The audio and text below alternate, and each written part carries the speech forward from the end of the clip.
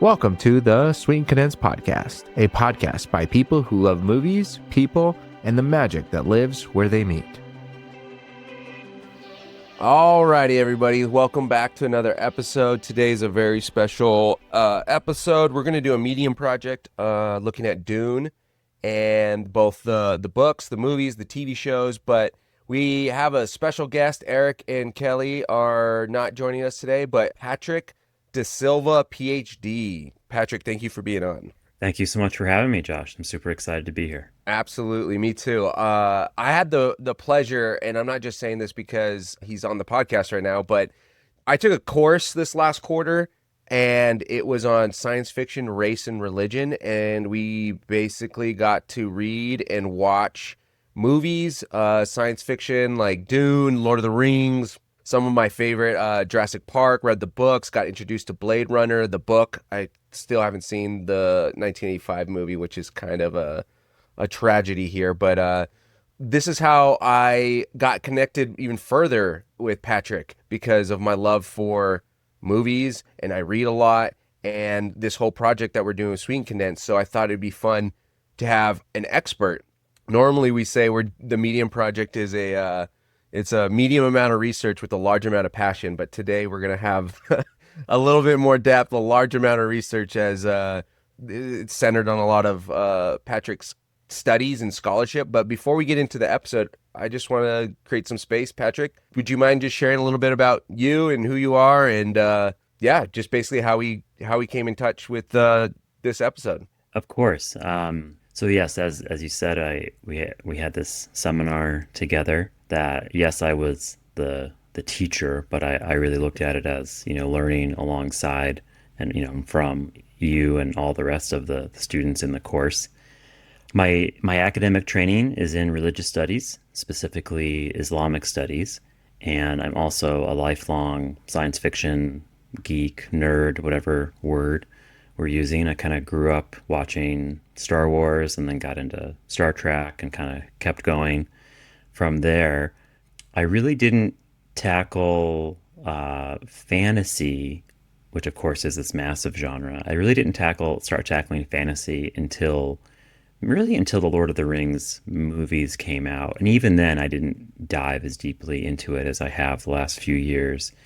And with Dune in particular, I somehow never read it. It really wasn't until Dune Part 1 came out that I was like, oh, I should read this. And then I picked up a copy, and we'll dig into this maybe a little bit more later, but I was so struck when I was reading it by how much Arabic and Persian terminology Frank Herbert incorporated into it. And to see then how all of this stuff that's drawn from Islamic theology and history kind of gets worked into the Duneverse, right? Because it's our like sort of hypothetical, far-flung, thousands of years down the road future, but everything that's created comes out of a particular context, and for Dune, it's sort of 1950s and 60s America, and then how 1950s and 60s America is connecting to the broader kind of world, and especially looking at the Middle East, and we can look at spice in Dune as a connecting that to oil, and we can dig into that. So a bit more on me. How did I get? You don't just wake up, and one does not just walk into a PhD program in Islamic studies, right? So I grew up partially in sort of northern and eastern Africa. So I lived in Sudan when I was very young for about 5 years because of my parents' work. And that was my first exposure to Islam, my first exposure to Arabic language. And then, I lived back in the US. And then in high school, I lived in Kenya for most of high school in Nairobi. And it was really there that I got more interested in religion specifically. And, I went to college and I majored in religious studies and classics. And then I did my master's also in religious studies. And then I took a break from being a student and I became a teacher and translator. And then I eventually went back to school and got my PhD in religious studies. So, and then I eventually got this opportunity to start teaching on religion and science fiction, which is something I had thought about and played around with in my head for a long time. And then all of a sudden, I got to teach it just like every quarter practically. And I was practically teaching it, year round. And so I had a lot of opportunities to ask students like what they thought about religion and science fiction. And over time, I realized that a lot of the questions I was asking were really about race, and so if we could talk about Tolkien and kind of the racialized hierarchy of beings that we encounter on Middle Earth, the elves, humans, dwarves, and then orcs and so forth. And even thinking more about Star Trek and Star Wars, thinking about how non-humans are depicted and what does it mean to be Hmm. human in science fiction and fantasy, and how does that translate into how we construct ideas of what it means to be human in our own world. And so much of the rhetoric that we get from politicians and others that's around race is sort of saying that this group of people over here are fully human and that group of people over there are not fully human. And because they're not fully human, then that's part of what we use as justification to bomb them, to invade them, to occupy them, and so forth. So all of these things have really come together for me. And yeah, it's been a great journey. And now I'm kind of transitioning out of academia and starting out my own kind of writing, try to do more public facing scholarship as we call it, and less of the kind of academic publishing that very few people read unless I assign it to them in a class. And even then it's not that many people, right? Right. So Well, that's yeah. exciting. Yeah. Thanks for Yeah. sharing all that. Wait, real quick. I didn't know you translated. What did you what was it, multiple languages, one language? So I got into translating the first time through an internship I did in college, which is for an organization that helped people who were seeking asylum here in the US. Okay. And so what they did is they trained attorneys who were not trained in immigration and asylum law. So let's say you're a real estate attorney, but you're looking to donate your time, pro bono. And so they would offer these like trainings to attorneys so that those attorneys could help people who are applying for asylum, because the asylum process is set up so you in theory you can apply what's called pro se, meaning by yourself. But you can imagine you're here from a different country, you don't speak English, you're not familiar with the US legal system, of course. Mm. Your odds of being successful in applying for asylum are exponentially higher if you have an attorney. And so as part of the my internship, I would interview people who were from all over the world as part of the intake process. And so, because of studying abroad in Morocco and Egypt, and then living in Sudan, and then studying Arabic a lot in college and in graduate school, I'd talk to a lot of the Arabic speaking refugees or asylum seekers, and then also the French speaking ones. And so that was my first experience actually translating. Wow. Was I'd get like something pretty simple like a passport or other documentation, and then I would translate it. And then so then when I finished my master's program and we moved here to Colorado for the first time, or for me it was the first time living in Colorado, then I decided to start working as a freelance kind of Arabic to English translator. So That's yeah, I cool. mean I did that for a few years, and Yeah. yeah, it was fun to run my own business. I like Yeah. being in charge of my schedule. Right. That has a lot of appeal to me. And yeah, people are like, what kinds of things did you translate? And I'm like, well, sometimes it was really boring. It was utility bills. And sometimes it was interesting. It would be like the text for a museum, exhibition, or maybe it would be some type of, nonprofit or international NGO kind of document Mm. about a project they were doing. So Yeah. yeah, it was, Love that it. was, yeah. And then I stopped translating just because I got a full-time job teaching Arabic Okay. at a university, and then I just didn't have time to translate. I had been teaching part-time and translating part to full-time, and then once I was teaching full-time, I really, because my clients would be like, they'd call me and say, "Oh, I want this translated in, 24 hours," and I was like, "Oh, Mm. it's midterms. I don't have. Can you give me 72 hours?" And they, it's their Yeah. business. They needed to turn things around quicker than I could do it. So Oh yeah, I feel you. Yeah, thanks for sharing about translate. I had no idea. That's really, yeah, it's really cool and amazing and interesting, I think, in a lot of ways, how you got started and what brought you here. So, but yeah, let's why don't we just dive into it then? Welcome to the Medium Project.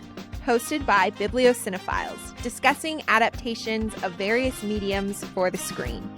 Join us as we give our thoughts on the hits and misses when it comes to casting, set design, and overall the looks of the worlds that have been adapted.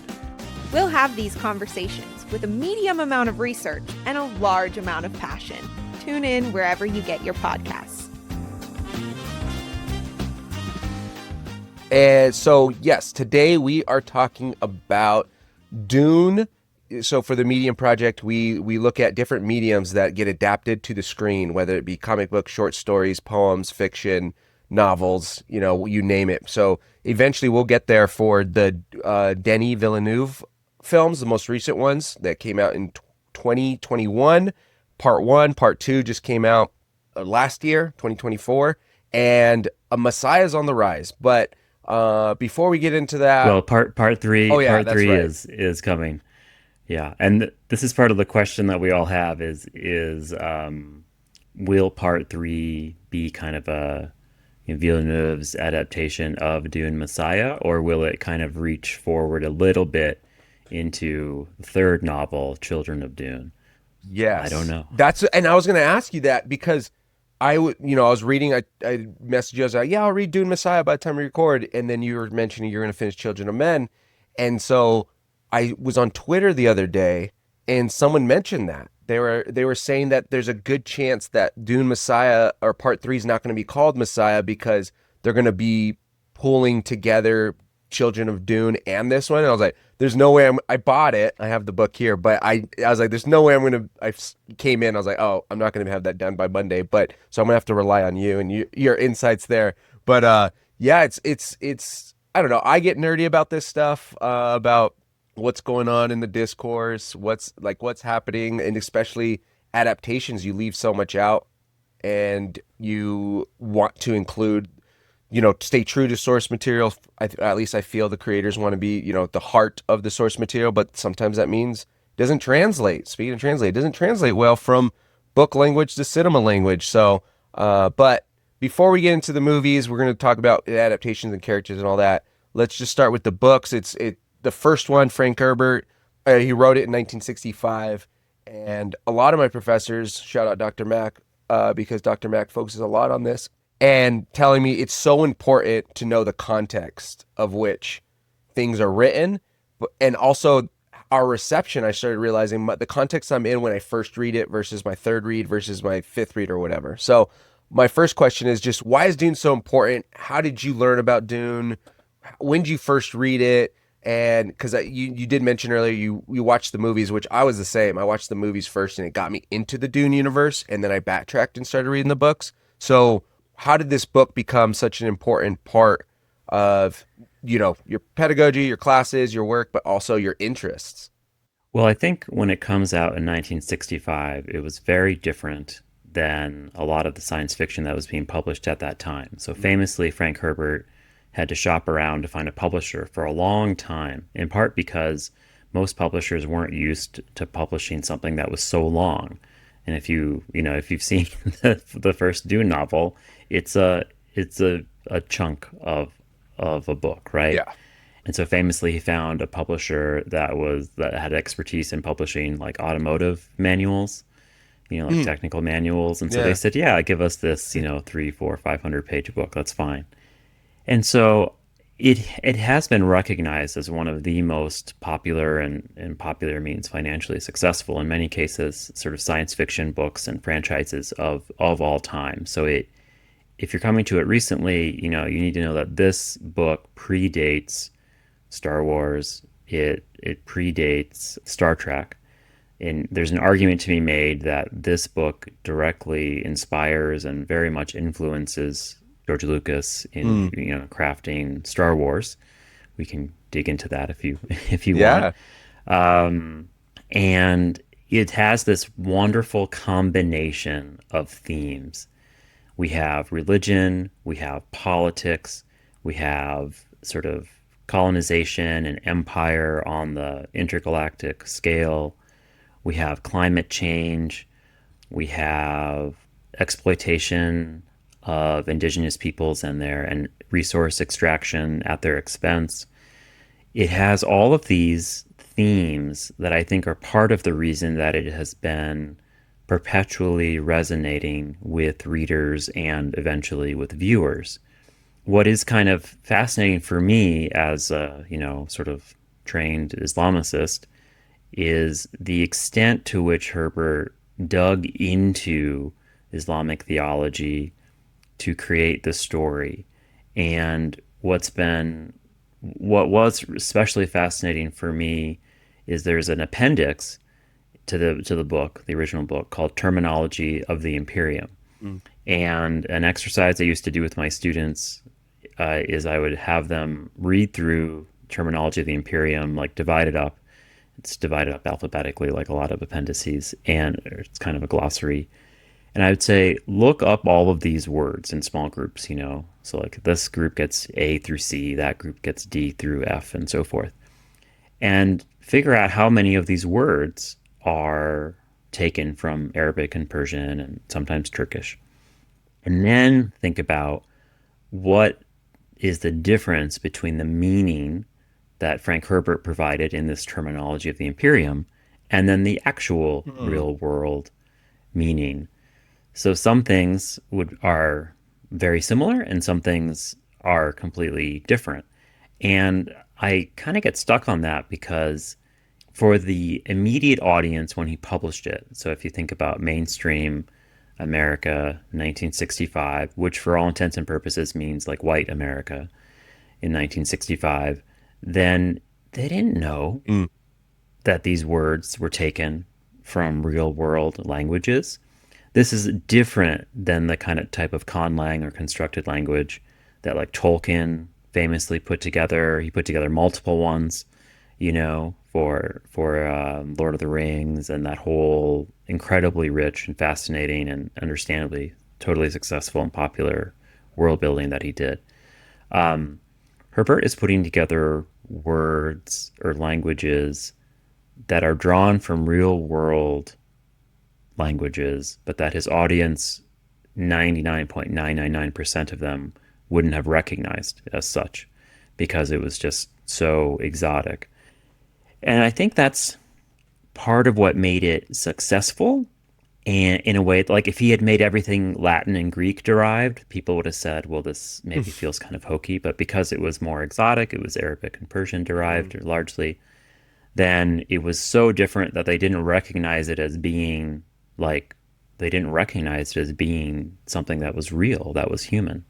And so that distancing, that sort of displacement effect is part of what made the story kind of stick and kind of grab onto people's imagination. There's a very highly respected retired professor of Arabic linguistics, Karen Riding, and she is a Dune fan, and she's published on Dune and said that for her, who when she read it when it came out, and for her colleagues within sort of like Arabic language, Arabic linguistic studies, they felt like they knew this secret code that nobody else knew, Right. Because they knew what all these words meant, whether it was muaddib or mahdi or even a word like jihad. Right. That like today, jihad is, for better and largely for worse, like part of our kind of working American English like lexicon. But in 1965, it was not.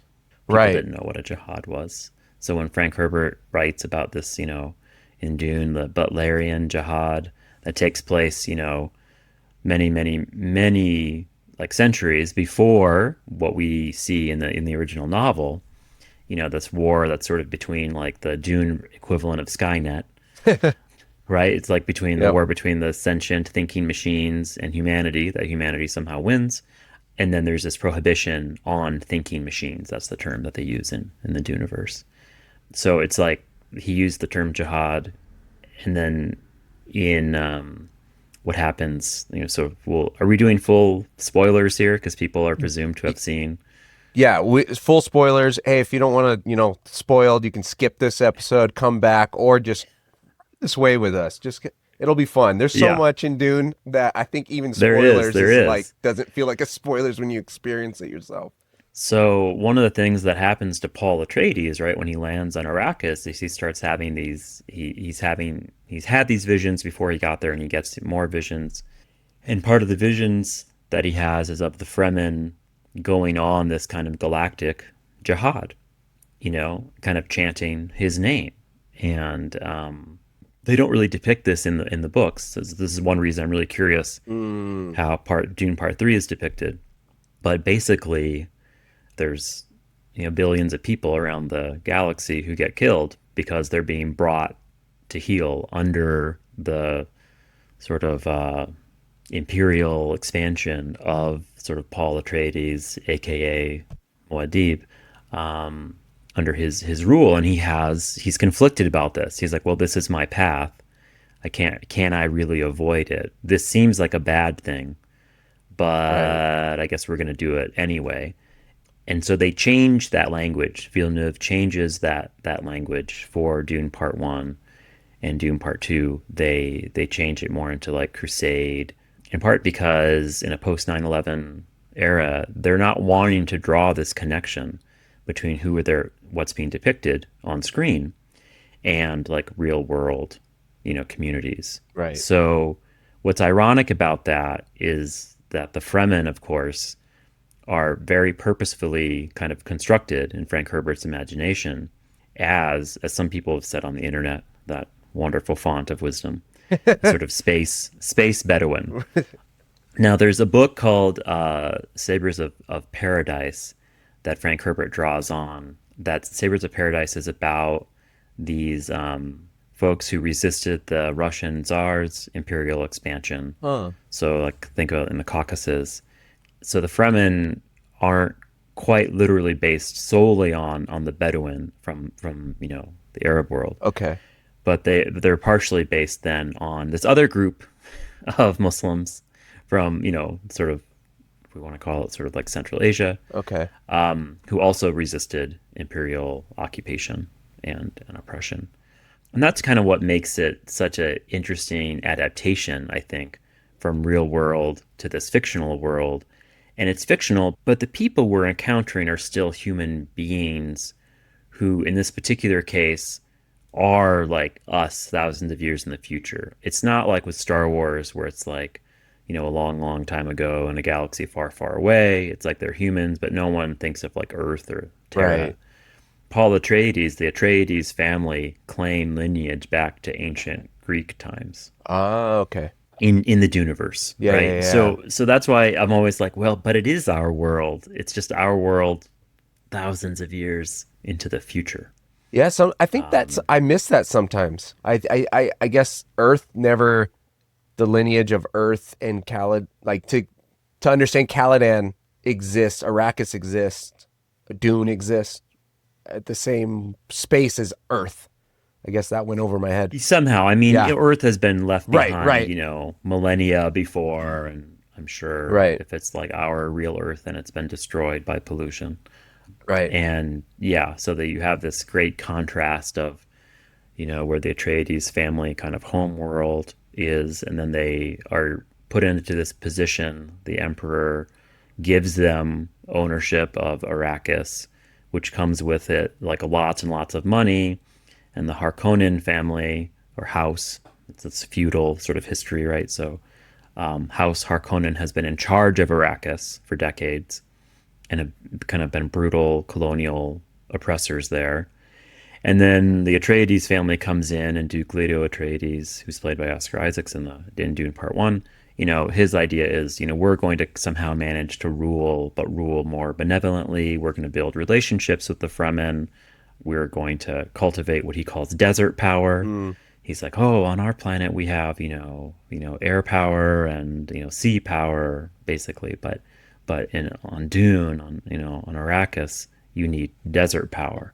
Well, what is desert power? Desert power is the Fremen.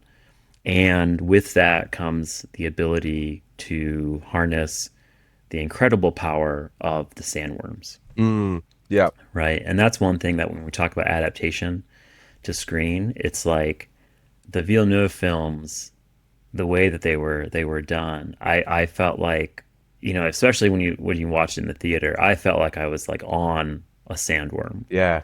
and that was like terrifying, but also really amazing. And that's partially just speaks to the advantages or the advances that have been made in special effects technology since like David Lynch first did his Oh, adaptation in absolutely. 1984, which I also really love as a film. Yeah. No, absolutely. I think that's such a good point. They're one of my top movie watchers in theaters because of the sound, the scale, the size of the screen, the world building, just seeing it in a theater. I really felt the sand, the desert really felt like an ocean or the power of ocean, but with the way it moved, the way that there's like unknown underneath or known unknown underneath. It was a very I don't know if the transcendent is the right word, but the experience was just so wild for me. It's anyways, I always joke about the second movie when the very opening scene when the Harkonnens levitate up onto that rock. I was like, I also was levitating in the theater just watching it with the score, and yeah, it was just beautiful.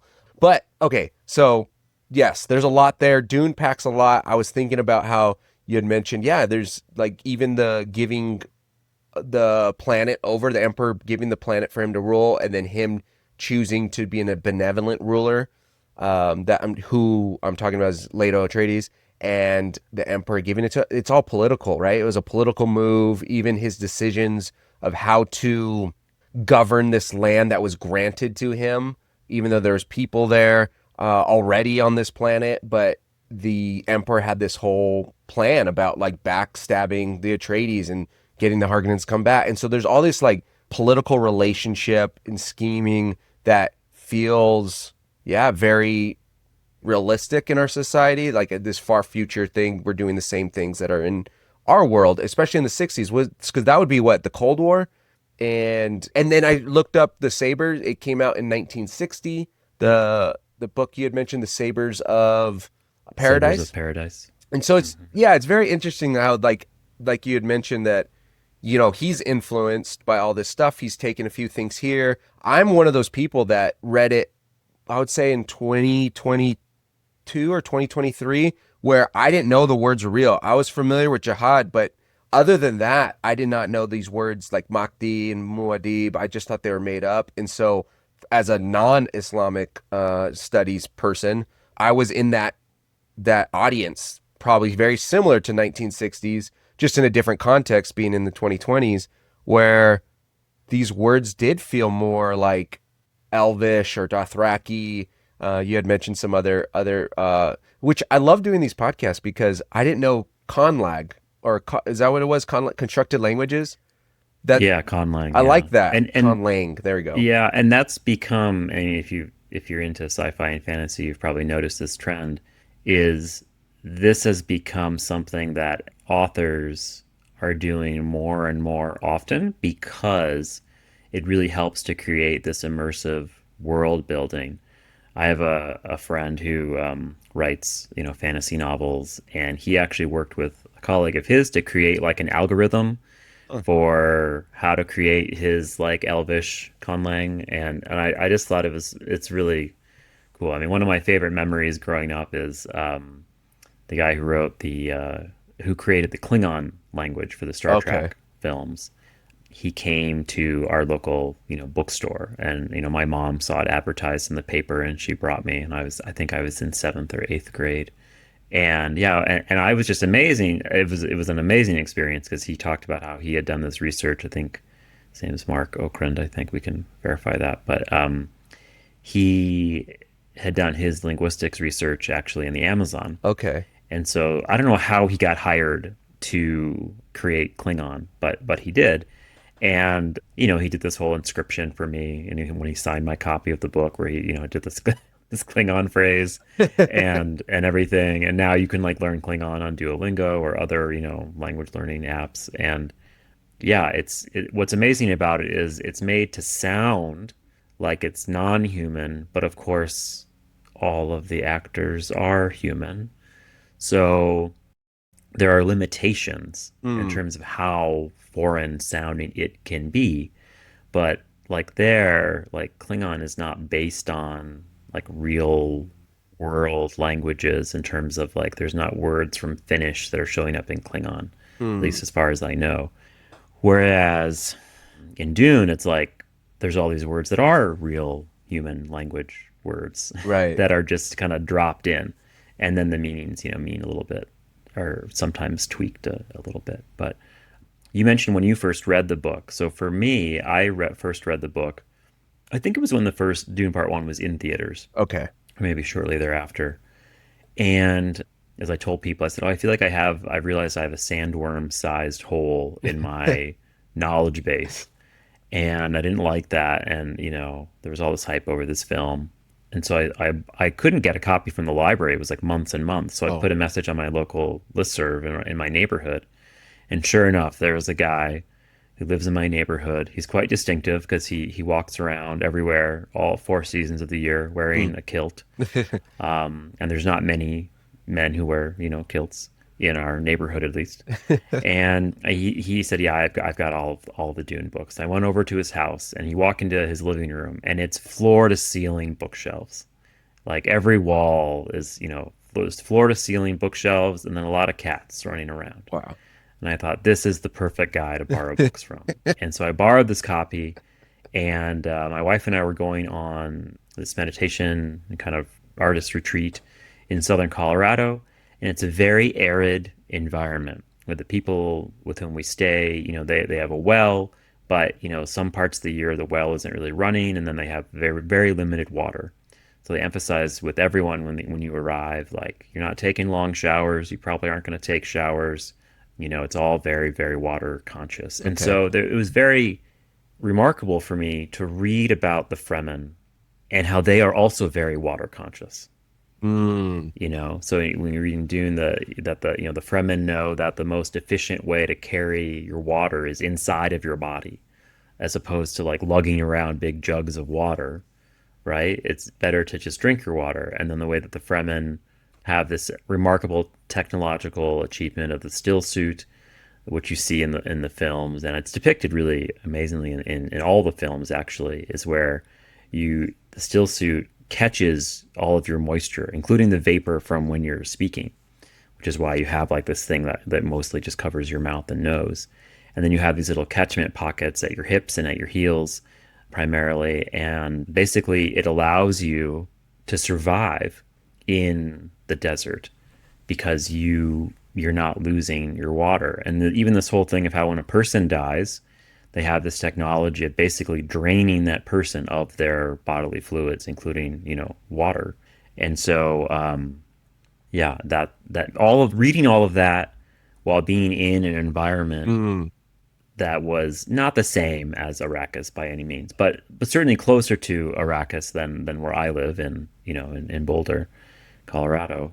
And then it also made me reflect on all the times I had spent in the desert, like in Sudan. I mean, Khartoum is in Sudan is on the kind of the edge of the Sahara Okay. Desert. Of course, Sahara is just the Arabic word for desert. Oh. So Sahara Desert is like ATM machine or PIN number. Desert. That's right. Like chai And tea. oh yeah, that's the best. TT. That's the best example. And it made me think a lot about the landscape and how, in Dune, I mean, this planet, sometimes called Dune, sometimes called Arrakis, that landscape is its kind of own very powerful presence and character in the story. And the characters, the human characters, are trying to figure out how they relate to this world. And if they work with it, they might survive. If they don't work with it, then they pretty much certainly die Mm. because it wins. Sandworms win every time. Sandworms. Yeah, it is, and I think maybe the fact that I know it's not a desert like Africa, or there's definitely hotter deserts in the States, but I grew up 17 years or spent 17 years in Albuquerque, New Mexico, and it being a desert, thinking it was almost this beautiful like ritual and beautiful notions towards water reading and seeing how precious water was, especially, I never really considered or thought about water in that way, even though I did live in a desert and I did know how hot it gets and how important it is to drink water, especially like moving to Denver because it's also high desert, but people would be like, hey, be sure you drink lots and lots of water. Elevation, is really high out here. And internally, I would always kind of chuckle because Albuquerque is like 8 feet maybe or 10 feet. No, it's like a dozen feet taller than or higher than Denver. But so I'm like so used to drinking lots and lots of water because of that. But it was like even the notion of giving water to the dead felt very. It's frowned upon in the Fremen because they're like, you don't give water to the dead, they're gone, right? It's considered a waste. It's a waste, right? And the dead give water to the living, and so it's almost this inverse and a inefficient use of your water, and so just even how they are able to use that in certain ways to communicate whatever it is in the story. I think it's in the speech in this Dune Part 2 where Paul finally just succumbs to like, this is the way we have to do it. I have to be this. I have to be Muad'Dib. I have to be the Mahdi. And he goes into the siege where everyone is, and he starts telling everyone about their dreams. And he says I always remember he says to one guy, like, in your dreams, you give water to the dead and you don't like feel bad, or it was something along those lines, right? And so they just do a really cool way of showing, I don't know, culture and rituals and even the religiosity of it. I didn't realize even Star Wars and this movie, how religious it was until this course, which I knew there was religion a part of it, but then realized, because I was talking to a friend, they're like, I didn't realize that until Dune Part 2, the movies. They're like, Dune Part 2 really had this emphasis on religion. And so, which I'm my question or where I want to lead us to is more so because it's these religions and because it's how you had mentioned it's Earth or our lives just many years projected in the future. There's this pull from reality versus world building, constructing an alternative universe type of situation here. So when it comes to the question of cultural appreciation versus appreciation, what are your thoughts about that? What are your thoughts about Dune and any cultural appropriation versus right? Because I see it a lot, right? Yeah, I see it a lot on the internet. The way you phrased it was really fun. The font of, what'd you say about the internet? The font of wisdom. There you go. And so on the internet, there's always these conversations about, I know with other films like Avatar, same thing, where it's like cultural appropriation. So yeah, any thoughts about cultural appropriation versus appreciation? Well, yeah, I have a lot of thoughts about it, and I've written a little bit. We can provide maybe links in the show notes to the stuff I've already written. The main word I keep coming back to here is it feels weird. And I don't know if it's a good weird or a bad weird. And, in my life, I've learned about myself, I often get stuck on things that other people just kind of glide over. And with Dune, what I've oftentimes wondered is, why did he choose to dig into Islamic theology so deeply? I mean, this idea of the Mahdi, the guided one, who is kind of a messianic figure in some schools of Islamic theology, that's like a pretty deep dive. That's not in, even when I would teach world religions, I wouldn't get to that unless unless the student asked me, like, talk to me about, messianic traditions in Islamic theology, which is, you can guess, not a question that anyone ever put forward. But there was something that Herbert was trying to do in telling this story, and part of it is about the danger of charismatic leaders and how we fall in love with them and we worship them. And so that's part of Paul's arc, is that he starts off and you're thinking, classic tale, young man discovers he's the savior of the world. Where have we read that before? Lots of places.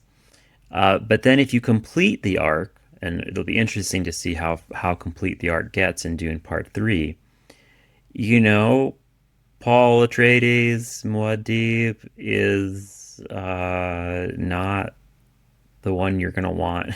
You don't want him to be mad at you Yeah. because, then the Fremen don't like you, and then you'll end up being fed to a sandworm if you're lucky, If you're or lucky. or maybe worse. Yeah. And so there's this thing about the rise and fall of a hero, kind of that transition from hero to anti-hero. And that's part of sort of the story that I think Frank Herbert is trying to tell. And I think when I go back to my word weird, is like, why was it that he chose to pull on these traditions that were so distant from his own? I mean, that's what is kind of what I'm sort of like, probably never going to stop being curious about that. I would love to sift through some of his papers. I know they've been preserved, and I haven't gone that far in the research kind of rabbit hole yet. But so the cultural appropriation piece and the Orientalism piece that we can talk about, the cultural appropriation is where like I go in and I say, oh, so I'm not Mexican in any way, right? So, but I'm gonna take Day of the Dead, and I'm gonna take this cultural practice that is very meaningful to people, and then I'm going to make it the basis of like my Halloween costume, even Right. though I have like no connection to this tradition. So I'm Right. kind of like dressing up. I'm like playing with it, and a lot of times I'm probably not meaning to be insulting or offensive, but I'm doing it ignorantly. Right. And the question can be raised if like how much longer do people get a pass on doing sort of culturally ignorant and then therefore offensive things. With appreciation, which is a phrase, cultural appreciation, we don't really get it as much in the kind of certainly the academic literature, even in the internet, the pop culture piece. But this idea that I'm going to take something that's from another culture, it's different from my own, but I really value it highly. I have this kind of deep respect for it, and then I'm going to use it. If we connect it to like sci-fi and fantasy work, I'm going to use it in my world building. I'm going to try to do it in as responsible a way as possible. I mean, you cannot critique Herbert for like, you can't say he didn't do a lot of research. He did so much research. I mean, he did so much. In the introduction to the edition of God Emperor of Dune, the fourth book in the series that I just finished actually last night, his son Brian Herbert, who collaborates with Kevin J. Anderson to write both sequels and prequels to the Dune series after Frank Herbert dies in the early 80s.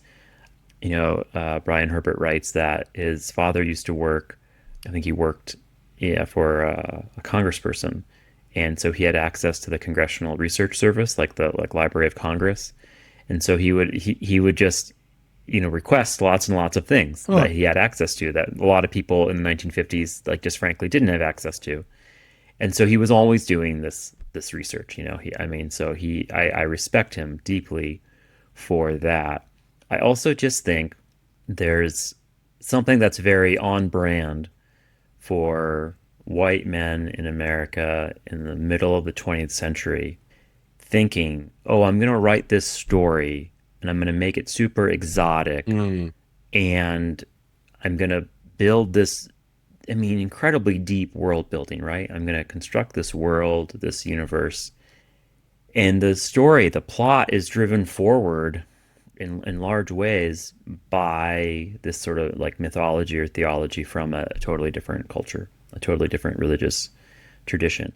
And I think that's part of what made it successful, again, is that people were, and this, we talk about this in the study of science fiction and fantasy with the displacement, this idea that you do a story about race relations in outer space and you make the people green and purple.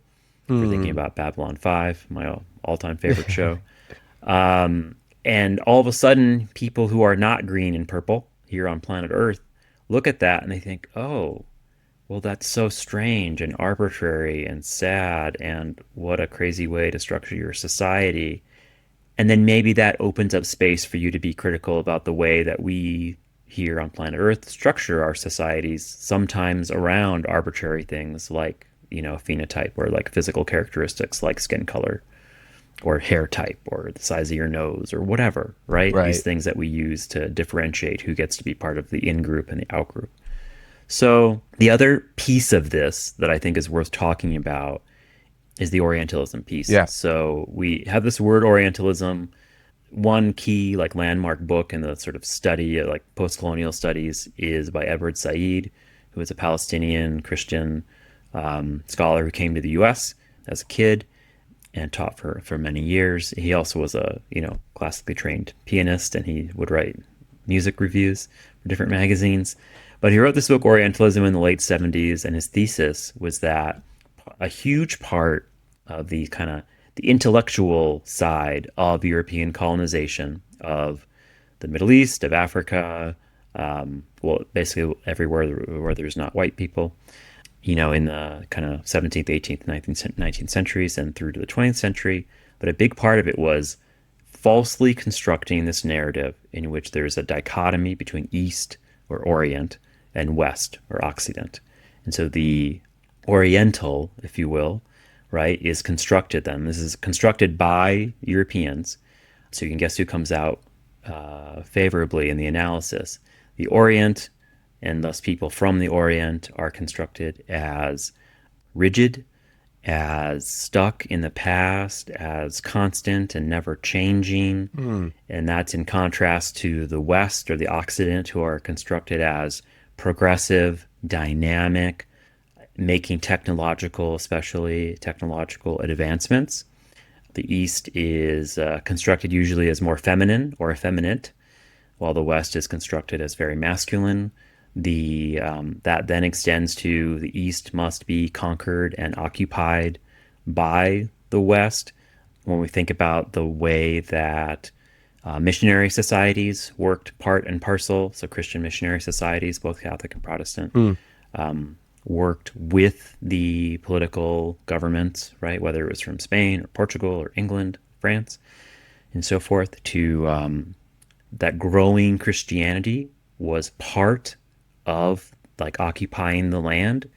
You couldn't just occupy the land. You had to occupy the souls of the people who occupied the land. You had to displace these old religious traditions. All of that is bound up in the kind of Orientalism thesis. And of course, many people have critiqued Said, and rightfully so. He doesn't give a lot of credit to all of these Jewish Orientalists. He focuses very much on the Middle East. He's not going to talk so much about like South Asia, Southeast Asia, big chunks of Africa. He's very focused on the Middle East, which, I mean, no one can talk about and write about everything. So many people have come along in the decades since and expanded what Orientalism looks like, and kind of talked about that process.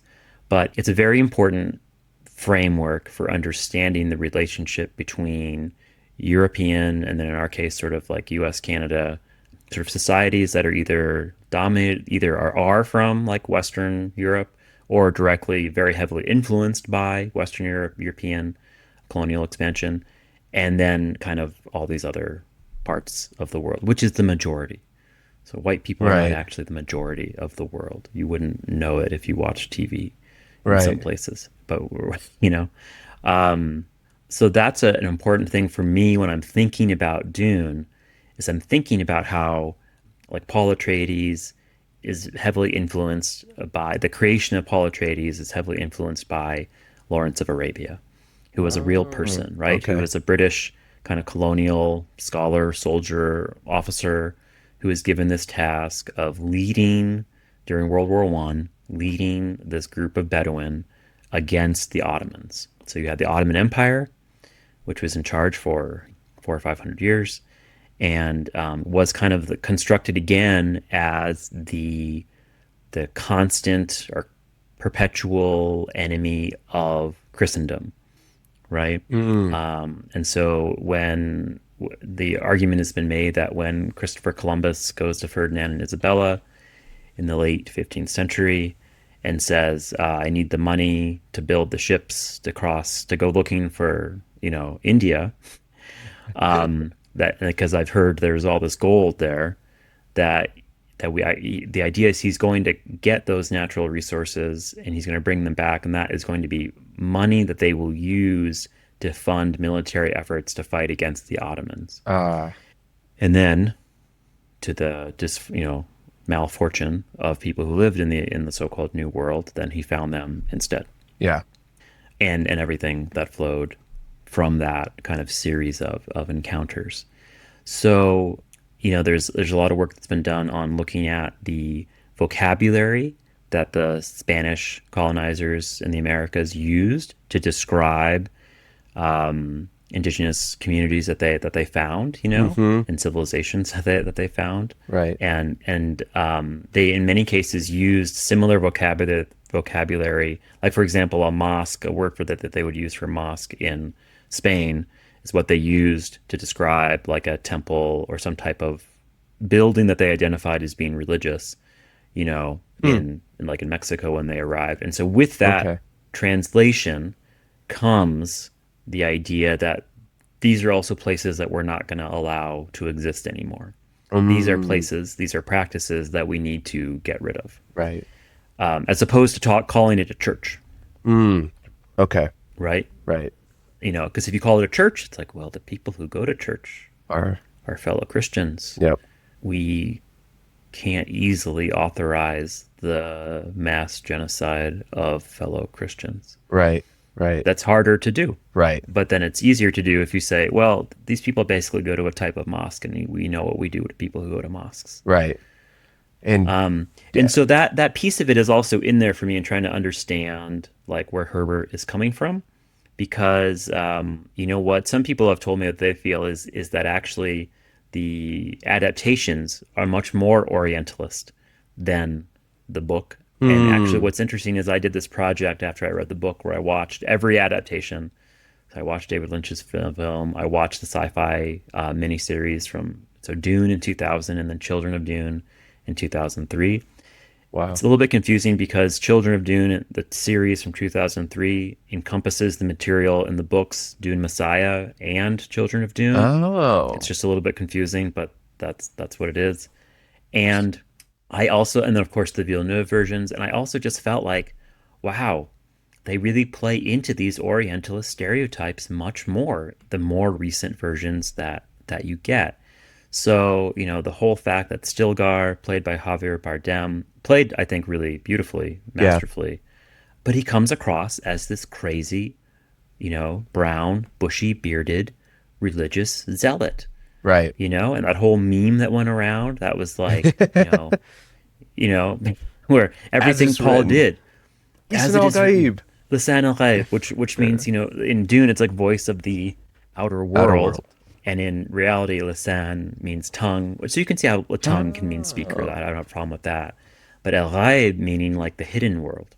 And, that which we can't see.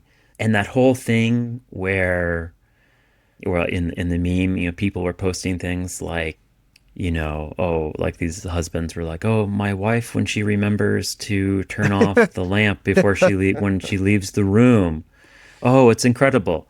And it's like, it was very much, we were laughing at Stilgar. I mean, I watched it in the theater and people were laughing at it because it was played to be humorous. Right. So the question is, that's a choice by Villeneuve. That's a choice by the whole production team, is to play into this trope of someone who looks like that behaving that way.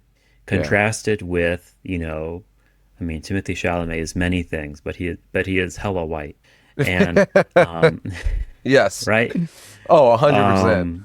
And so the contrast between, here's this very white character who is struggling with like what his rational brain tells him. His rational brain is like, oh, all this stuff that I'm being told that I'm this like Messiah-like figure, that I'm going to lead these Fremen to like, get rid of the Harkonnen, and so forth. He's like, that's all kind of been made up by the Bene Gesserit, who we haven't talked about yet, the Bene Gesserit, who are this secretive, manipulative group of very powerful women, who sort of function in the Duneverse like they're these advisors to the different royal houses, and they have the voice, which everyone on the internet laughs at. It's like, oh, that's just like the ultimate mom voice. When your mom takes that tone with you, and there's a part of you in your soul that knows that you either obey Yeah. or die, She uses your right? full So that's name how and they. your middle name. Oh yeah, yeah. When they drop the middle name, then all your friends kind of take a step away from you Yes. because you're like, oh, your mom might just use her mom death ray to, like, burn you to a crisp right there, metaphorically speaking. So anyway, it's like the Bene Gesserit in the Juniverse. They have this prophecy of this Kwisatz Haderach who's going to come, which is actually taken from Hebrew.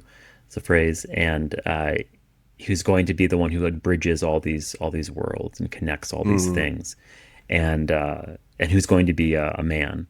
That's, I think, part of the prophecy. And so Okay. they've sown the seeds of this on all these different worlds. And so then when Paul shows up, then people see him and they're like, oh, they see the signs. They see, like, oh, this is who we've been told is coming. And Paul's like, I'm just this teenage boy with these dreams about this girl. How many teenage boys have dreams about girls? And so, but Paul is then, thrust into this position of being this Right. sort of reluctant Messiah until those scenes that you're talking about in Dune Part 2, Right. where he says, well, I'm just going to embrace this. This is happening. I'm going to do it. And all these things, it's like people, someone asked me once after I was talking about Dune a lot, and they're like, do you even like Dune? And I said, I really do. I really do. But, I'm able to be critical about something and also enjoy it. Right. Like, it doesn't sort of yuck the yum for me. It's trying to understand, like, when we watch, especially with something that's on a screen, I always Right. tell my students, every single thing that you see has been put there by other people. It is the ultimate in constructed Yep. kind of, product. Right. Whereas if you read a book, you are imagining, sometimes you're visualizing what it looks like. Right. So if you read Lord of the Rings, and like one of my friends told me when he watched the films that he just loved the way they did the Ents because it matched exactly how he had imagined them when he read it as a kid, like 25 years before the film came out. Or like with the sandworms in Dune. Right. If you read that book and you imagine what they were like, and then you Right. see it and you're like, oh, that's not what I expected, or that is what I expected. But so there's a lot of us as consumers filling in the Right. blank when we read. But when we watch it, it's different. A lot of those blanks have been filled in for us Right. by, yeah. I mean, take the recent Jurassic Park or Jurassic World film. Like, someone said, I think on your team, one of your friends, Josh, said, oh, the D-Rex looked like a mashup of a T-Rex and a beluga whale. Yeah. And once I read that, I was like, I can't unsee it. Someone painted a picture for you, right? Yeah. That's right. Yeah. Yeah. And it's like, as opposed to if I had, like, if you had never seen a depiction of a T-Rex or a velociraptor and then you read about it, right? Then Right. it'd be very different, two very different experiences. Yeah, I So, I agree. It's like with the books, it's paint by number, but you get to paint whatever colors you want versus the outlines there with the video, but the directors and the production team are painting it the colors they want and they choose. And I often, especially with movies, what's on screen is just as important. What's off screen is just as important what's on screen. Like, what is left out versus what's left in. With books, there's a little less of that. There's a little more fluidity between that because it's your imagination with this. You get to say what's left out and all that rather than the author and the creator. And so that's such a good point. And I think I love that. I love exploring these spaces, and I love this class. I love Dune because of what it means to be human, and I love your own interest in that because that's a big part of like what brought me into the academic spaces is just my own journey of what it means to be human. And I think even in this movie, it's a little like that. That's what we're talking about here in terms of of civilization, Western, Eastern, of who the in group, out group, who gets to be human, who doesn't. When you were mentioning about we can't call it a church because those are fellow Christians and we can't genocide our fellow Christians, and it's easier to justify the other. It's easier to justify something else, so you call it a different term. And it made me think about because it's not genocide if they're not human, It's something else. And so I think even I got to read. I didn't know about the Doctrine of Discovery. I took a course on it, and reading about the papal bulls, kind of mentioning about Christopher Columbus in Spain and Portugal, and they said, yeah, go to the New World, and if they're not already claimed by Christian princes, then they don't have rights to the land. They're just occupying the land. And so you got to civilize them. They're barbarians and savage. And you get all this like words and rhetoric and metaphors that get solidified. They reify this world into an inhumane world. And so anyways, not to get too far into that, but bringing it back to Dune, it's like you're saying, it feels very similar where it's like, oh, the Fremen have a different way of living. We got to put other people to like occupy and govern. They get to own Arrakis. They're going to, production and spice, because that's how we exist. We produce spice. Spice is very important to galactic space travel and all this other stuff. It's very expensive and pricey. And it's very important to that world versus to the Fremen. It's a completely different relationship. But in the movie, did they have in the books Northern and Southern? Because I agree with you about in the first movie, you get this stoic, powerful leader from Stilgar. In the second one, he's still a leader. You still have that powerful presence, but to your point, they kind of portrayed him. You got to see this other humorous side, less stoicism. You got to see a little more character, and him being more that religious zealot. And also, he knows that he is, in his words, I guess, inferior, or he would lose a battle to Paul. And so I don't know if they're trying to play into that, but he was a Southerner versus the other Fremen. And there was this division between Chani, played by Zendaya, and she's the one that brings it into conversation.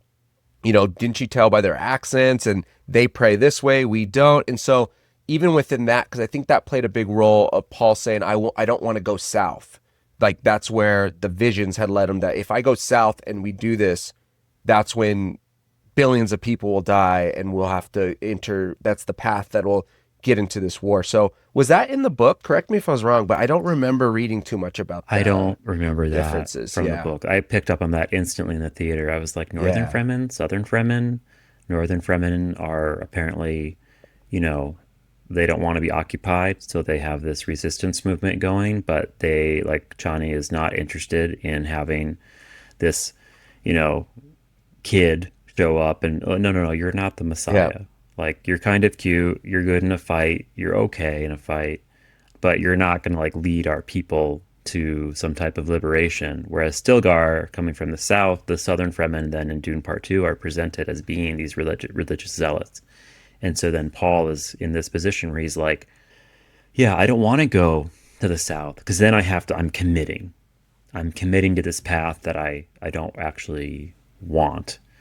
And then, yeah, there's, it was interesting because after the film came out, I was, contacting a few different, media outlets about pitching this story about how religion is portrayed in Dune. And I had one get back to me and say, oh, we agree with you that the audience in the theater is laughing at Stilgar, but we don't think that the Fremen are laughing at Stilgar. And I was like, that was the whole point of that scene, is that to Chani and her contingent, they were like, oh, Stilgar's ridiculous. Stilgar and the other Southern Fremen are ridiculous, like irrational zealots. Yeah. That was the whole point of that scene, which of course, there's always, and that's my argument. So you could come at me with, with disagreement, and then we could talk it out. No Christ knives needed. But it's really interesting how that was a decision, and that's not there in David Lynch's version. That's not there in the Sci-Fi Channel version. There isn't this kind of fracturing or divisions within the Fremen. And you could argue that it's a good thing to present them as having internal diversity.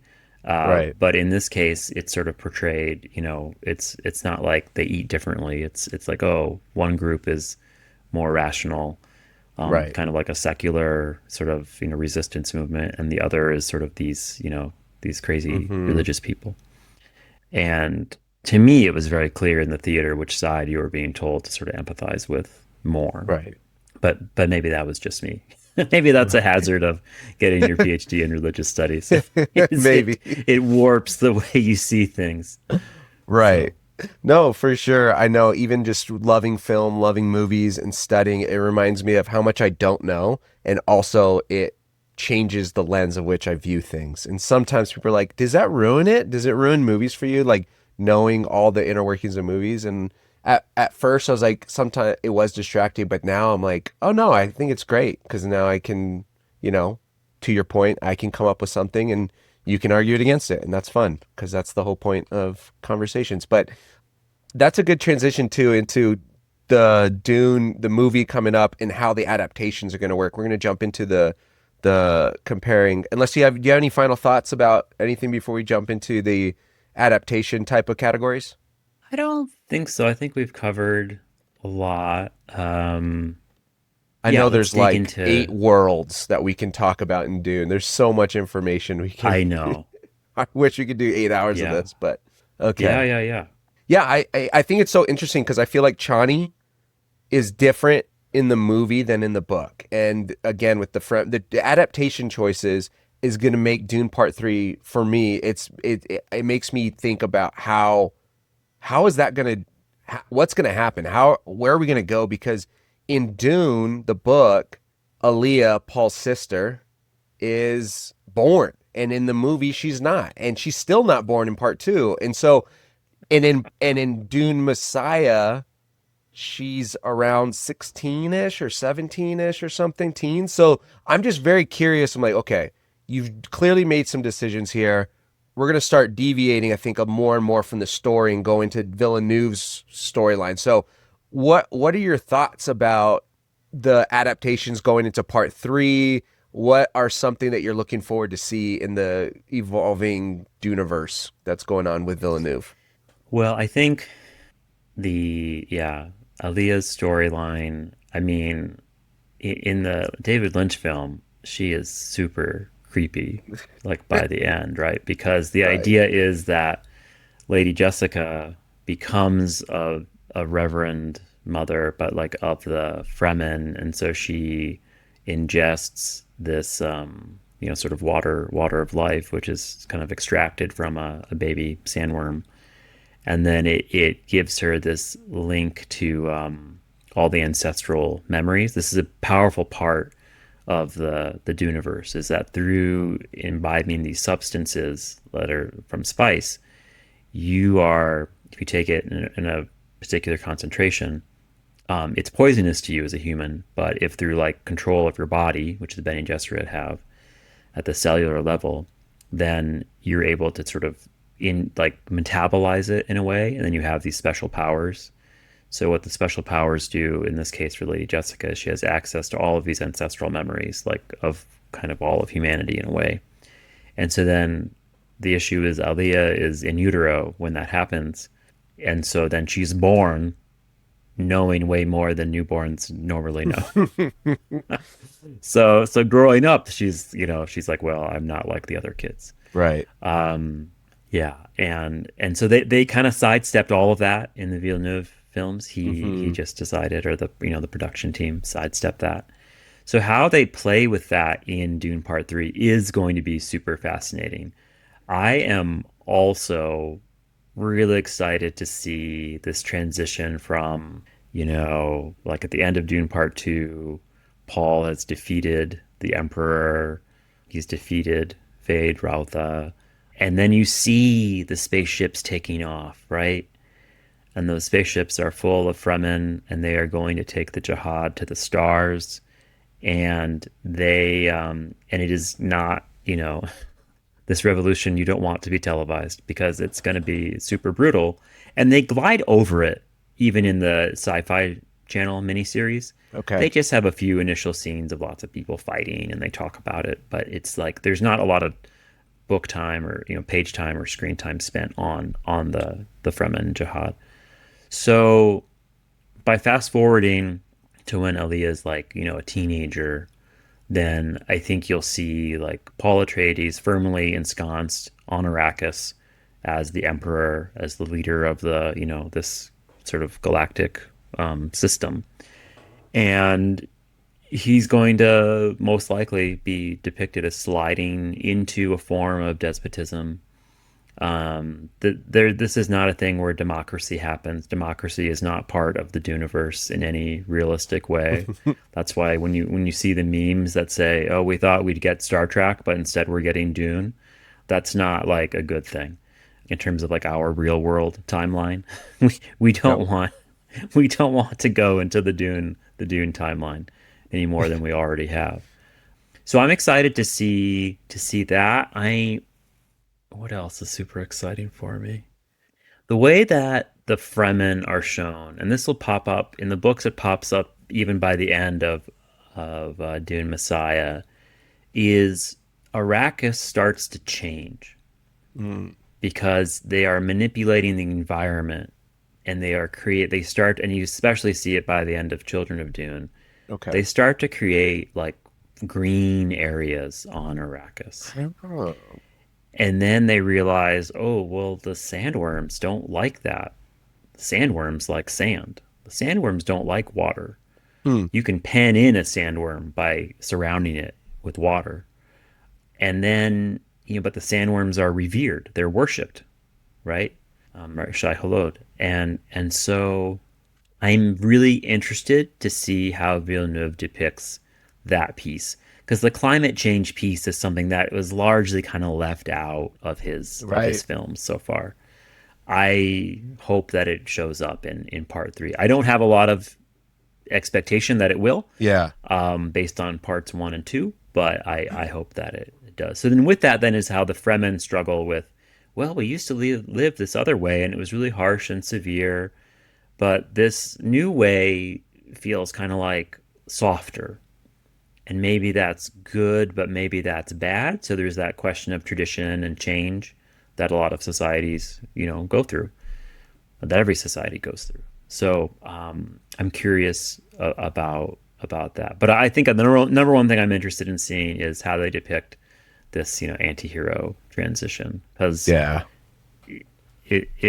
think it's going to be pretty. I would expect it to be quite dark.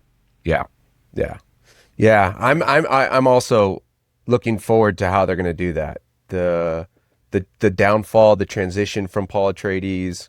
We'll get into more of the casting here in a bit, but that's very interesting to me to see how he transformed from part 1 to part 2, and how he is now supposed to have another character arc and change. And I'm just curious because Chani ends in Dune Part 2 with seemingly a different relationship with Paul than from the book. The book, there seems to be more conversation. She's like, "Oh, I'll follow you. I'm with you," all that. And in the movie, it seemed like it was like anger. It closed with her riding south or riding away from wherever they were at when he conquered the emperor. So, but yeah, and I'm really looking forward to Robert. I'm a big Robert Pattinson fan. I've been singing his praises for a very long time. I've been getting a lot of fights about Robert Pattinson because people are like, the Twilight guy?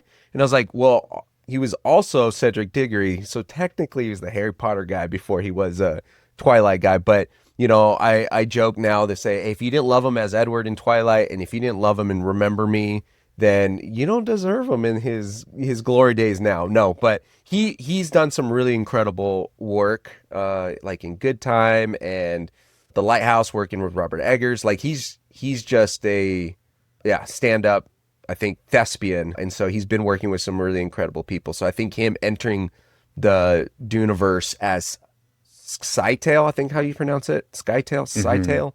Sure. Which is going to be so much fun. The face dancer idea and concept of shifting form, gender, fluidity, all through, and being able to become other people, and it being Robert Pattinson. He does a very interesting voice work, Mickey 17. I don't know what, it was some like interesting accent, like Jersey-ish. His voice in, was it The Devil All the Time? He was also the voice actor in The Boy and the Heron, and it was like just undistinguishably like not Robert Pattinson. I was like, I didn't know that was going to be him. So I'm really excited to see how his interpretation paired up with Denis' direction. But okay, so now we're gonna, Dune's the ones that are created. Dune, directed, written, all of them are written and directed by Denis Villeneuve. 2021 was the first Dune Part 1. It's rated a 3.9 on Letterboxd. It's, the Part 2 is in 2024. It came out at 4.4 on Letterboxd, so a little bit more received in the Letterboxd is a fun social media that I like. I mean, Rotten Tomatoes has its scores too, but Letterboxd sometimes feels like it's both critics and the fans and popular. So anyways, that's why I referenced that. But casting's insane. We'll get into that here in a little bit. There's just so many people. But the first question I have for you, Patrick, is, okay, as far as adaptation goes, not so anything outside of casting, what do you think is the best one? It can be, how they saw the landscapes, the world building. It can be some of the stuff like adding music or visuals, and because there's so much in these adaptations. And we're going to talk about the best adaptation as if Dune Part 1 and Dune Part 2 are one movie. So we'll do the best overall over those two movies. What do you think about best adaptation? I think the immersiveness of it, I mean, I felt like I was in the desert just watching it when, the first one I didn't see in the theater. I saw it on my very small television screen at home. And even then I thought, wow, I'm in the desert. And to be able to convey that, especially when I'm just sitting at home, not anything close to the IMAX experience, I thought that was amazing. And then when I saw Part 2 in the theater, that was just kind of reconfirmed. And sure, part of that is the worms, like that scene in Dune Part 2 where they crash through the shield wall, and they the Sardaukar who have been sent by the Emperor, just like looking at it like, oh, bleep bleep bleep. We came to the wrong party. Yeah. And that was just incredible. I love that, and even the scene where Paul first calls a sandworm on his own, and then that, he's crawling up, he's got the hooks, and imagine you're scaling a mountain that's moving really fast. Right. That's what it made me think of. And I felt like they conveyed that so masterfully. So yeah, hats off to everyone who was involved in that part of the film. Yeah, no, I agree. I believe I read somewhere, probably need to get fact checked, that scene of Paul calling his first worm was the longest sequence to film and the most expensive. And I'm kind of happy because the thing about these movies I think are so great. They're like Hollywood budget, big blockbuster budget films, but done almost on this like indie type of like just vibes, but also the way they do budget. Because I want to say, I could be wrong, but I know we talked to this in another episode, but it was like the highest paid actor in Part 2 was like $4 million, which is that's a shitload of money, right? It's $4 million, but when you're starting to see these Marvel movies that people are getting 50 million, 25 million to play these roles, they limited the budget to like, hey, we're going to pay, hundreds of thousands for you, couple million a year, 4 million is going to be the max.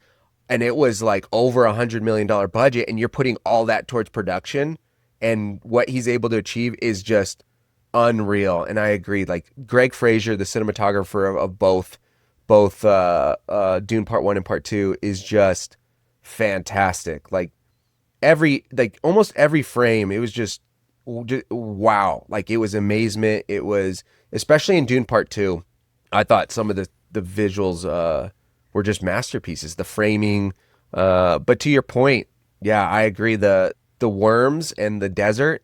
I got to watch this because it came out in IMAX or in theaters and IMAX and Max at home at the same exact time, right? And so I went Friday, watched it in theaters, and then I watched it on Max Saturday and Sunday. It was like 3 times in 3 days because I was so wowed by the worms. You get glimpses of them up until when it peeps in Dune Part 1 where it comes out and stares at Timothy. That was when I was like, oh, we're in this. I'm locked in. This is That thing is massive because I knew they were huge, but seeing it above breach the sand as if it was the ocean was pretty damn incredible. That sight the first time. Okay, and so best adaptation, moving to worst adaptation, and this isn't necessarily like the worst part of the worst categories is not saying, oh, this was shitty. It's more like, kind of what we were talking about earlier. My imagination was this, like your friend with the Ents. He was like, this was perfect. So I think sometimes there's incredible adaptations, but in my mind, it might have been, seen differently. So what would be one of the worst adaptations for you? I love Javier Bardem as Stilgar, but I kind of get stuck on how they directed him to portray the character. And he plays like Paul's kind of adoptive father, right? He's sort of Paul's like desert father, or father, Right. teaching him about desert power, if you will, after his biological father has been killed by the Harkonnen. And so it's, their relationship is very, very powerful, and it's an important part of the story, obviously. But they made a lot of choices in how to play, especially in Dune Part 2, that I think those choices play into these Orientalist stereotypes.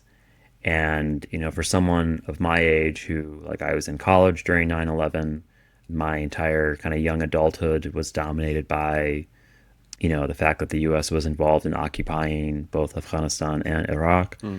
And I feel like this is a part of our sort of U.S. kind of cultural source code, is the denigration, the devaluing of Muslim life. And that is just continuing. It hasn't gotten better, even as those two wars, thankfully, were brought to a conclusion.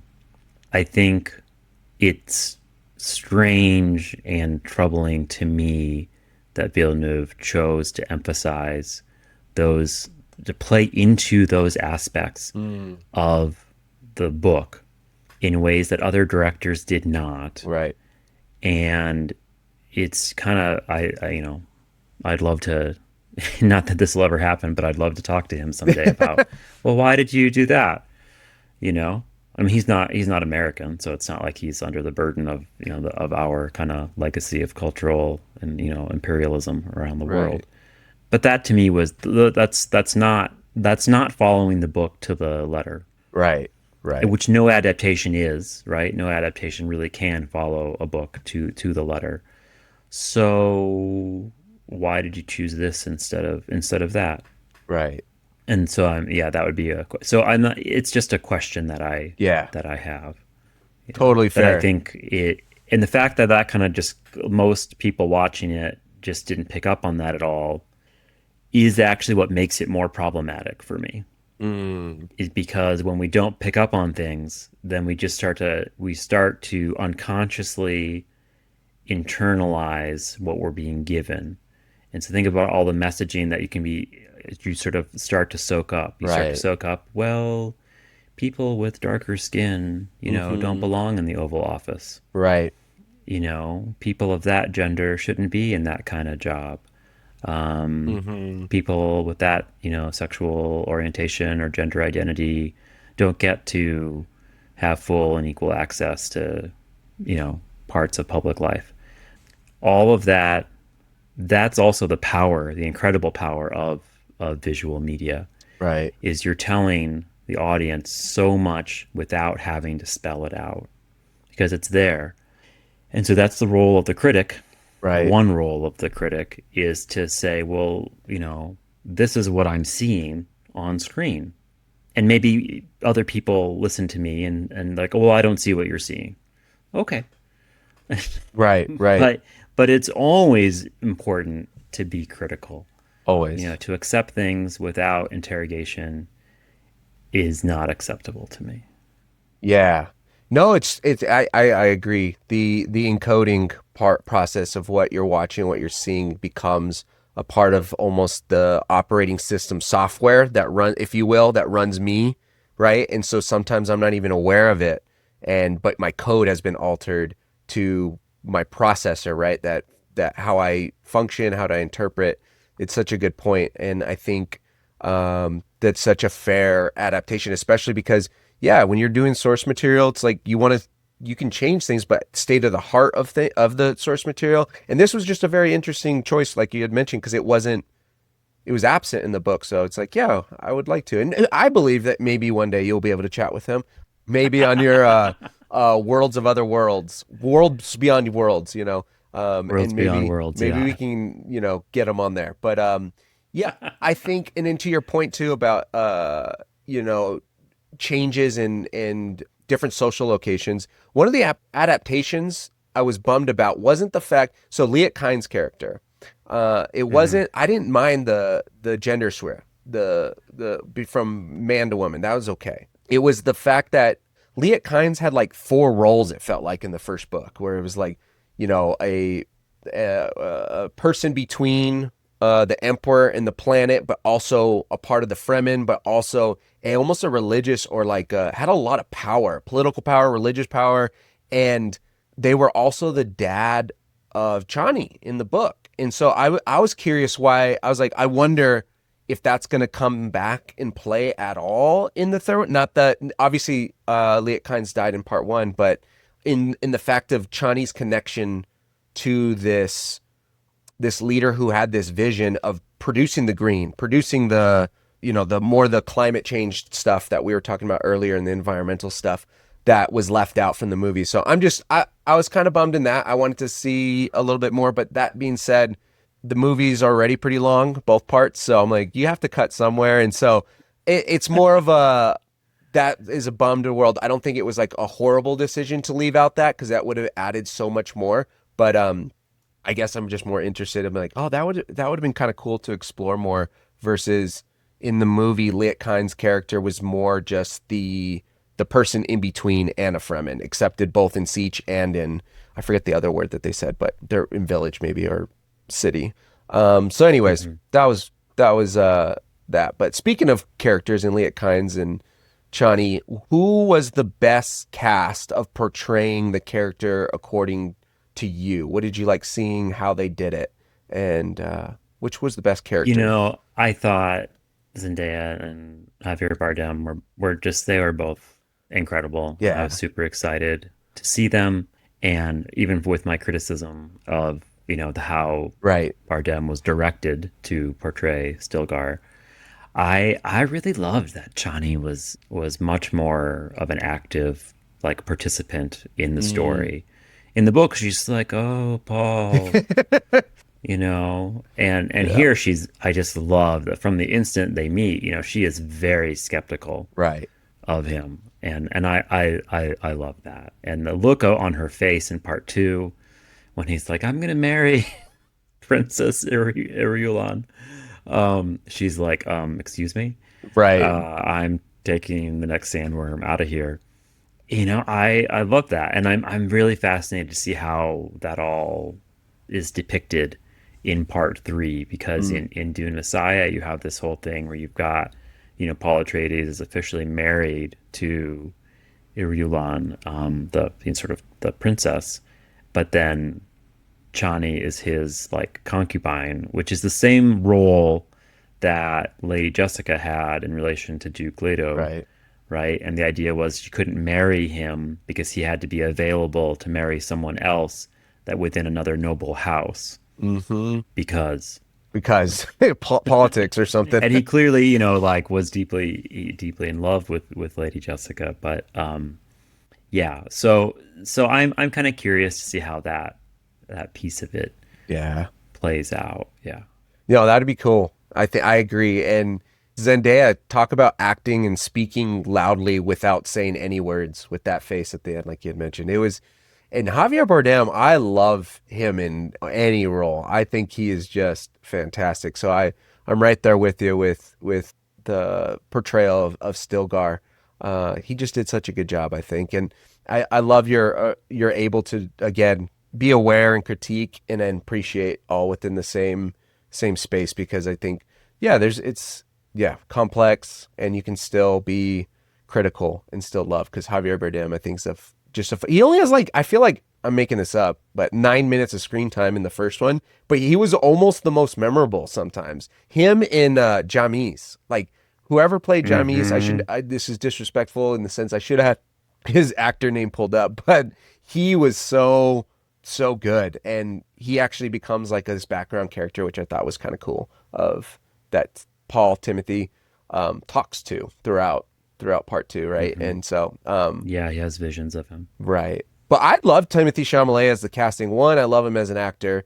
I thought he was super talented. I saw him first in Call Me by Your Name, and then when he got casted in the first one, I'm like, this is great, but how are you going to transform into this leader and give powerful speeches and convince millions and millions and millions, maybe billions of people to follow you? It was just I was like, that feels like a big jump, but I think he nailed it. Like the speech in the siege chills. Like I still remember how powerful that was. And so I thought he nailed it. So he's got to be up there in terms of the overall casting for me with Javier Bardem.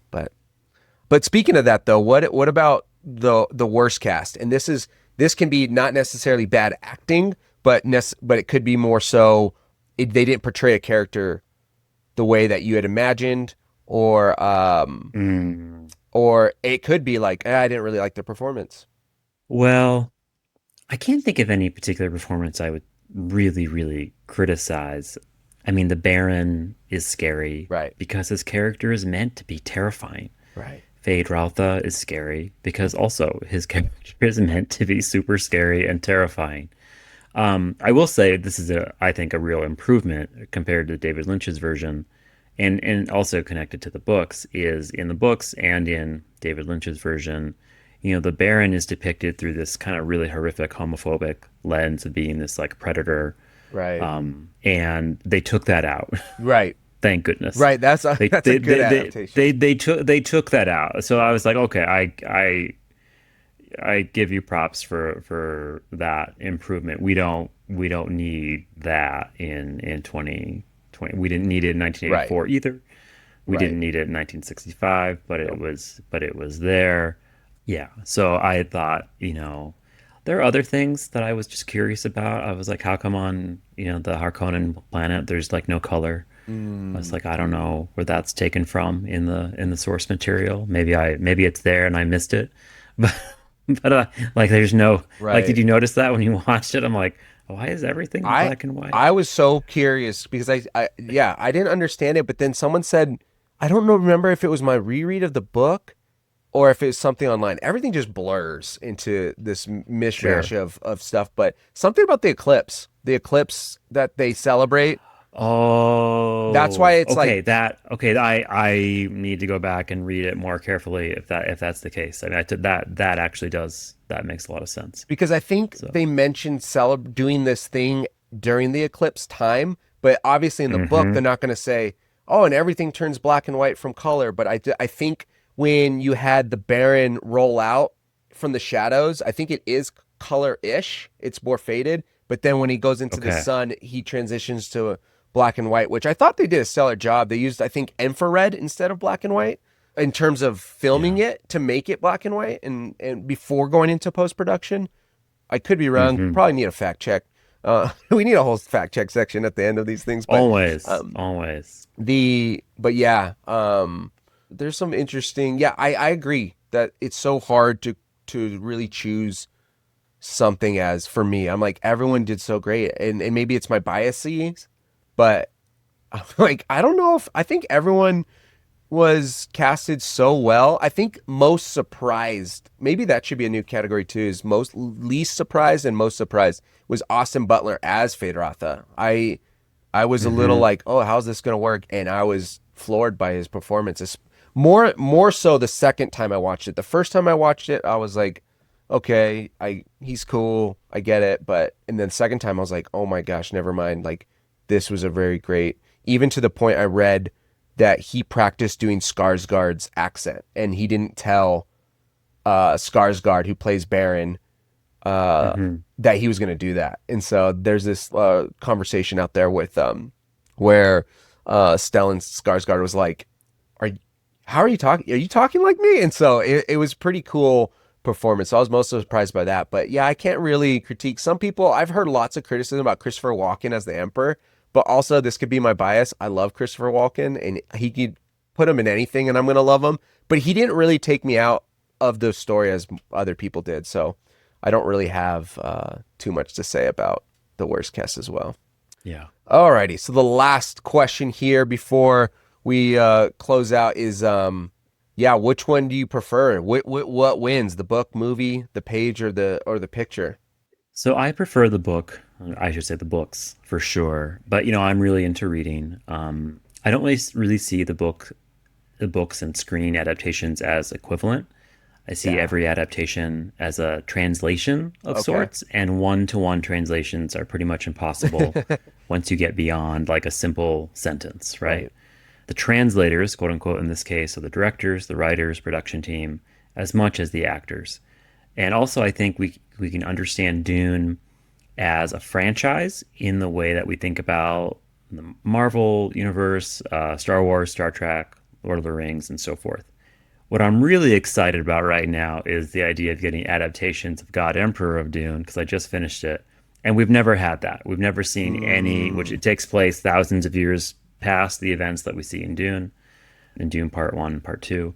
And we've never had that, and that would be incredible. I think in terms of lore, like the universe, everything going on, the universe is just so deep, and so there's so many opportunities for takes or interpretations on this interplay that I mentioned at the beginning between religion, politics, colonialism, and climate change. And again, I just really hope, I would like to see the climate change piece come out a lot stronger. But we'll see. We'll see. I'm not in charge. Yes, right. I always, there's always that joke of like, well, make your Dune, and which is always terrifying because we're getting to a point. Lord of the Rings is like 20 years old now, 24. The first Lord of the Rings one. I'm like, we're getting into remake territory where people start doing their own renditions, and I don't want to be the person that ruins Lord of the Rings. But at the same time, it's like, how cool would it be to make something that people appreciate? But I don't think I would touch Lord of the Rings. But to your point, though, it's like, I'm not in charge. And I'm going to stay over here. But, Patrick, thank you so much for sharing your insight, your wisdom. It's always great chatting with you. Is there anything that you would like to plug or ask the listeners to engage with you, websites, books, any of that stuff before we close out and wrap up? Sure. Well, when this comes out, we'll post links to, I've written 2 essays on, one is focusing on Dune, kind of unpacking this whole cultural appropriation piece. The other one is looking at Dune and the Wheel of Time series, and specifically looking at these themes of white saviorism in both Dune and the Wheel of Time. And again, there I'm, and this is relevant for the Medium project, I'm looking at the differences between book and screen adaptations and, how those things play out. And then the other thing is I've just started my new Substack, which is called Worlds Beyond Worlds, and we can include a link for that. So there I'm going to be building that as a platform to share my thoughts, both through essays as well as doing podcasts talking about religion, science fiction, race. So for me, it's all about these different ways that we have of imagining what it can look like to be human and connecting what we see in speculative fiction, so sci-fi fantasy, with our real world. So there's gonna be stuff on dragons. There's a lot of great fantasy series, especially the Temeraire series by Naomi Novik, where you read it and you get this sense that you're kind of invited to think of the dragons as just like another form of human, except like most cases way bigger, and then with wings. And then spaceships, because I'll always be making space to talk about science fiction, but also thinking about things like how do we think about disability, whether it's physical, whether it's like neurodiversity. These are all important things to me in terms of interrogating this sort of conventional wisdom or conventional conceptualization of what it means to be human. And if we can change that conceptualization, we can make society a much more affirming, inviting, dignified place, which is what I'm trying to build towards. Love it. Love that so much. Yes, please hop on over. Check out the links. Check out Patrick's work. It is really great. And I love the Substack idea. This class that we took, Religion, Race, and Science Fiction, it was just so much fun. And in fact, we're going to do an episode here in a little bit too with Patrick, where we're going to dive more into that class, some of the way he goes about the classroom, learning, education, assignments, because he incorporates so many other mediums other than your traditional scholarly texts, but it's both supported from in-depth research academically, as well as these lived experiences, as well as novels, short stories, fiction, movies. And so it got me really excited to take the class, and then to hear that Patrick's trying to move that kind of environment to a Substack got me even more excited. So go ahead, jump on over there. Look forward to this another episode with Patrick where we're going to dive into that. And then, yeah, you know the drill, the likes, the subscribes, follow us on Spotify. We have a YouTube. You can always watch there. And then we have a Patreon. You can give us your money. And follow us on the Substack, or on our Substack, sweetandcondensed.com, if you're into the latest and greatest movies, if they're worth watching on the big screen, or you should wait till streaming, as well as some other cinema fun takes and movies that are coming out. So thank you very much, and you'll hear us on the next episode, not see us. Well, you'll see us. We won't see you. Take care. Thanks again, Patrick. Thank you so much.